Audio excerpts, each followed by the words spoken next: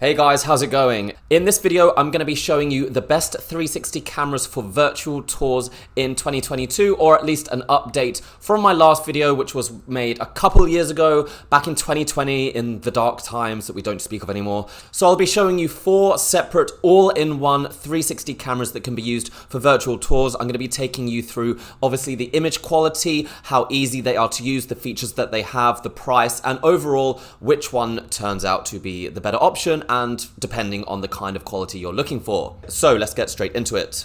Now I'm going to start by looking at the newest, latest 360 camera for virtual tours. I'm going to kind of go in chronological order. So that means first up is the Ricoh Theta X. The Ricoh Theta X is literally been designed, probably the first ever 360 camera really, to be specifically designed for shooting virtual tours. It's basically designed to be the perfect kind of workhorse 360 camera for that purpose. It features a large touchscreen, a micro SD card slot, removable battery, and can shoot very large 60 megapixel images, which is the highest resolution of any consumer 360 camera, probably below like $1,000, £1,000. It features an auto HDR mode, which results in great looking sharp images that captures fairly good details and dynamic range. It features 2 half-inch sensors, which is larger than most consumer 360 cameras, probably like double the size of most other sensors. The Theta X has literally been marketed to shoot virtual tours super easily, super quickly, without having to use any kind of editing programs. It's so user-friendly. It's by far the most user-friendly camera on this list. Because of this large touch screen, you can basically control the camera entirely without having to connect it to an app or a desktop software. Everything is done in the camera, the stitching, the manual controls, everything you need to do, you can do on the camera itself. If you know how to use an iPhone, you'll know how to use this. Now, just focusing on the image quality, like I said, 60 megapixel images is really large. That means the Theta X can capture quite sharp images. You'll be able to zoom in and not lose so much detail. Is it the best overall? No, there is another camera in this list which does shoot higher quality thanks to better sensor technology, but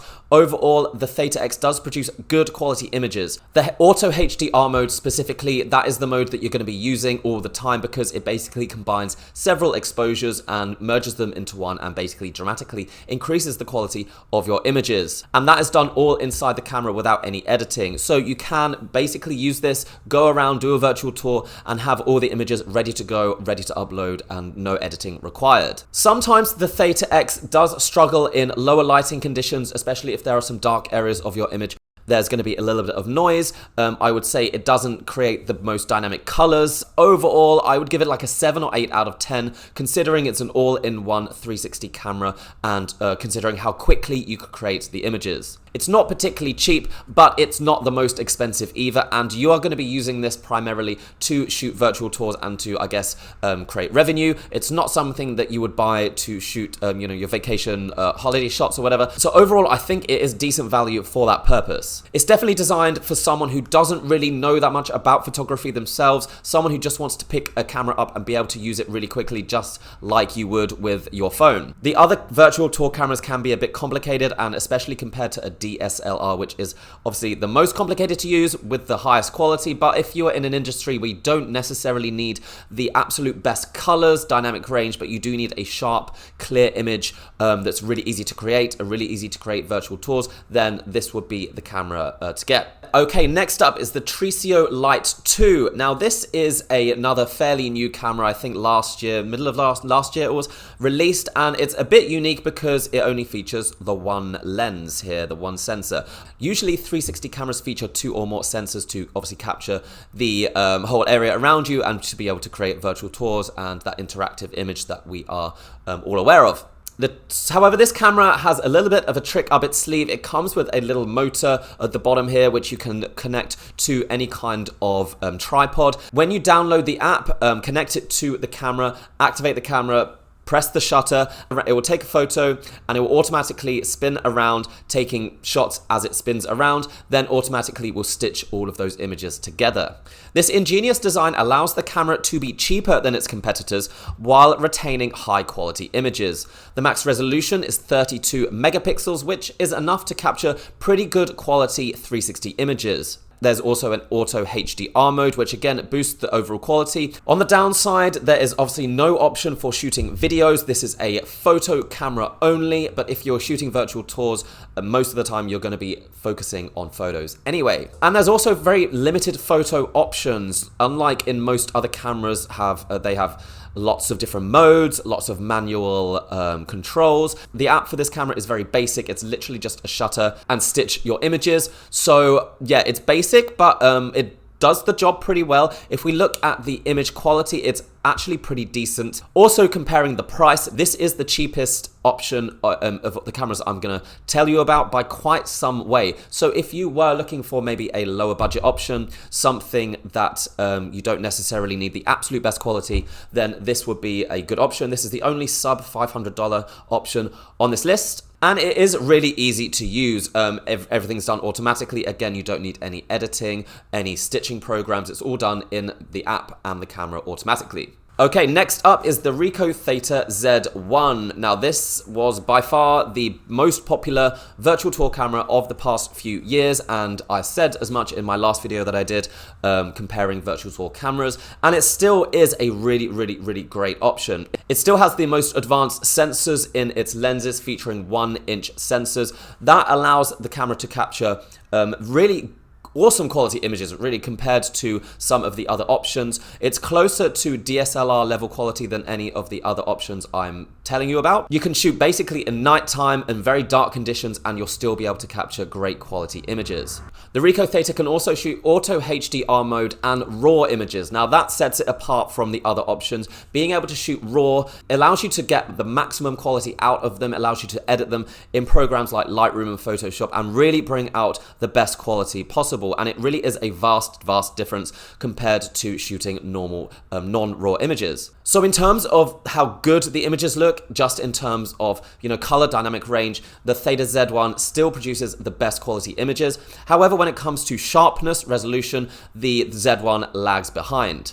This means when zooming into images, you may notice more of a loss of quality. That may or may not be an issue depending on what kind of virtual tours you are looking for. Also, the workflow with the Theta Z1 is longer, bigger. It doesn't really have much of a touch screen. It has this little LCD thing here. It's very hard to control everything on that screen. You tend to need to connect it to a phone app to be able to use everything. Also, if you did want to shoot in that RAW mode, the workflow is a lot longer. You need to be at least proficient somehow in Adobe Lightroom or a program similar to that. So overall, to get the virtual tour done, it's going to take you a lot longer. But it is powerful enough to be used in even the most challenging conditions. And if you were looking for particularly beautiful images, pretty, good looking, then this would be the camera to go for, despite it being a little bit older than the others, despite it having lower resolution and it taking longer to use. Okay, finally, next up, we are going to be looking at the Pilot 1EE. This is the second generation of this lineup of cameras, and as you can see, it's quite chunky. It's got 4 lenses instead of 2. The lenses don't feature large sensors. They feature kind of standard action camera size sensors, so the quality isn't that great. But the camera can shoot 33 megapixel images, which again, pretty large, pretty impressive in terms of numbers. However, having used this camera a few times, I really don't rate it very well. For some reason, it just doesn't shoot particularly good quality photos. Don't know if it's the sensors, don't know what it is really, but it always comes across as a little bit of a weird color. There's not much stabilization. If you don't get the camera perfectly stable, then your images come out wonky. I know it has several other features. It's specifically designed for Google Street View images as well. It can shoot 8K video, which is pretty impressive. 8K frames at like 5 frames per second, so perfect if you wanted to attach it to your bike or a car and go around your city creating a Google Street View. For that, I guess that would be a perfect option. It also is powered by Android, has a large screen, has apps, and it has an automatic virtual tour creator built in. So if you wanted to create virtual tours literally on the fly, have them ready straight away, then yeah, this camera can do that. So you basically don't need a laptop, a phone, anything. It's like an all-in-one system. But unfortunately, it's just the images themselves I don't think look particularly good, especially when compared to the others that I've shown you. So while it is very easy to use and I think the idea is great, just the execution when it comes to the actual important bit of, shooting good quality 360 images, I don't think this really stands up to the other options. The only scenario where I can see this working, again, is with Google Street View images. So those are the options. Those are basically the 4 consumer 360 cameras I think that are worth considering for virtual tours. Now, if we look a little bit deeper at a few of them, let's just compare these two. So a lot of people ask me about between the, the Ricoh Theta X and the Z1. I did do a whole other video going quite deep into the comparison, but just for this video, I'll keep it brief and talk about the difference between the two. To keep it simple, the Ricoh Theta X shoots the larger images, is far easier to use and slightly cheaper. The Ricoh Theta Z1 shoots better looking images in terms of color and dynamic range and has far more editing options. However, it is harder to use and doesn't feature a removable battery and doesn't feature removable memory, so you are somewhat limited there. I would personally go in most situations with the Ricoh Theta X just because of the time you save with it. For most scenarios, the Ricoh Theta X is going to shoot good enough quality images to be useful, to be usable, and you're going to be able to do it so much quicker. So for industries like construction, hospitality, some real estate, kind of smaller scale real estate virtual tours, things like schools and stuff like that, those kind of virtual tours don't necessarily require the absolute highest quality in terms of visual appearance, but they do require sharp images where you can see details, and it's going to be a really fast workflow, a really fast turnaround. The Ricoh Theta Z1 would be more useful for people who are already good at photography or are enthusiasts and want to use 360 cameras for like more artistic purposes, for astrophotography, for perhaps virtual tours in real estate for very interesting, beautiful places where the appeal is capturing, the beauty of the area. Those would be the two that I recommend. I know I'm recommending 2 and it's kind of, you probably just want one answer, but there isn't really one answer this year, I'm afraid. It is between those two, and it's going to be depending on what you are using your virtual tour camera for. The only other option I would kind of recommend the Tracio Light 2 because it's a cheaper option. If you are doing just low budget virtual tours and you wanted to save some money and you are only interested in photography, then yeah, this is a good option. I mean, it's a pretty good value considering the quality of the images that you get. So guys, I guess that's it. I hope that has been useful. If you are interested in starting virtual tours as a business or as a hobby, then hopefully this video will have helped you. I think these are basically the options right now for all-in-one 360 cameras to shoot virtual tours. Obviously, if you did want higher quality, really high quality, then you would have to invest in a DSLR, a fisheye lens, and all the equipment that goes with that, and the learning curve that goes with that, the editing programs. It's literally going to take you 10 times longer, but the image quality will be 2 or 3 times better. Also bearing in mind that with a DSLR you won't be able to shoot any video, whereas with these cameras you can. Out of the cameras that I've shown you, the Theta X is the best for video by quite some margin, 5.7K, and the video doesn't look too bad, but it's not an action camera. You're not going to be waving it around and using it on your skateboard or whatever. So if you have any questions, guys, feel free to let me know. I hope that update has been useful. Stay tuned for more videos about the different 360 cameras that are coming out and already out. I will be obviously using them more. Also, guys, check out my website below for a kind of written version of this video with all of the images and virtual tours that I've shown you. You can explore them there if you want to take an in-depth look at these cameras. That's it, guys. Hope you're good. See you around. Bye.